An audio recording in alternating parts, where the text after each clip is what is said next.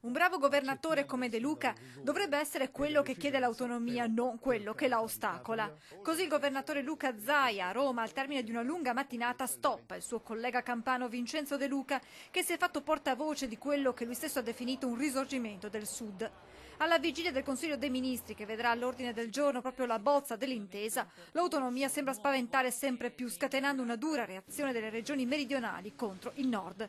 Dure le dichiarazioni di De Luca. Faremo di tutto per bloccare il processo dell'autonomia differenziata, ha spiegato, se vengono meno le questioni di contenuto e metodo democratico. Siamo pronti, ha precisato poi, al ricorso alla Corte Costituzionale, alla mobilitazione sociale e alla lotta. Dobbiamo cominciare a raccordarci con le altre regioni del Sud. Se dovesse andare avanti un percorso di autonomia differenziata con i contenuti che abbiamo letto sugli organi di informazione, che sono stati esplicitati da alcune forze politiche, è evidente che noi andiamo, ed è bene finirla con le ipocrisie, a rompere l'unità nazionale e ad abbandonare il Sud al suo destino. Pronta la replica del presidente Zaia, che ha spiegato come l'autonomia non sia mai contro qualcuno, ma sia la via per favorire la vera assunzione di responsabilità nelle nostre comunità. Azzoppare chi è bravo per fare in modo che ci sia un'equa divisione del malessere mi sembra proprio che non sia una vera soluzione. La vera soluzione invece è aiutare chi ha difficoltà a crescere e arrivare a livelli qualitativi dignitosi, ed è esattamente questa la sfida. Pensare di penalizzare chi produce